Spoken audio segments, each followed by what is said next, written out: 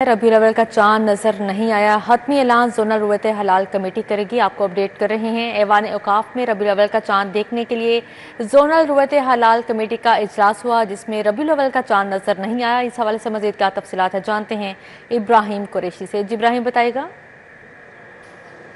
जी बिल्कुल, अभी कुछ ही देर कबर जो है वो डीजी औकाफ खालिद महमूद सिंधु की जानिब से जो है वो बाकायदा तौर पर ऐलान किया गया कि जोनल कमेटी के हवाले से ये इजलास में उन्होंने कहा कि इजलास का इनेकाद बाकायदा तौर पर किया गया। तमाम शहादतें मौसूल करने की कोशिश की गई। तमाम उलमा इकराम की जानिब से जो है वो चांद देखने के हवाले से बाकायदा तौर पर वो तमाम हिकमत अमली जो कि असूल के मुताबिक अपनाई जाती है वो अपनाई गई। और उसके साथ साथ जो खालिद महमूद सिंधु हैं उन्होंने भी जो है वो चांद देखा, लेकिन उनका कहना ये है कि चांद नज़र नहीं आया।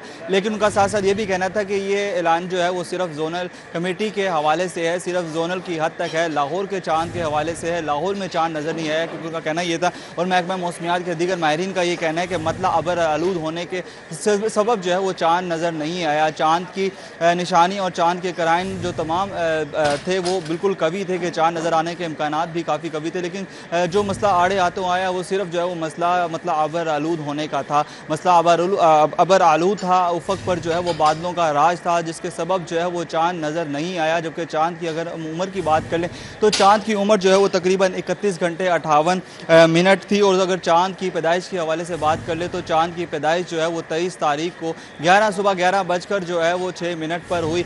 जिस हवाले से अगर हम मजीद बात कर लें तो चांद का उफ़क़ी ज़ाविया जो है वो 7.17 था, और हॉरिज़ॉन्टल अगर बात कर लें उसके ज़ाविये की तो 271 था। डीजी औकाफ खालिद महमूद सिंधु ने जो है वो इजलास की सदारत ही की। मैं इधर यही मौजूद हूँ कि कुछ ही देर कबल जो है वो यहीं पर खालिद महमूद सिंधु ने जो है वो इजलास की सदारत करते हुए बाकायदा तौर पर यह ऐलान किया कि चांद जो है वो नज़र नहीं आया। उसकी सबसे बड़ी वजह जो है वो सिर्फ यही बताई गई माहिरीन की जानिब से कि चांद नज़र आने के कभी इम्कानात मौजूद थे, लेकिन चांद ना आने का सबब जो है वो सिर्फ यहाँ पर मौसम का अबर आलूद होना था, उफक में बादलों का राज था।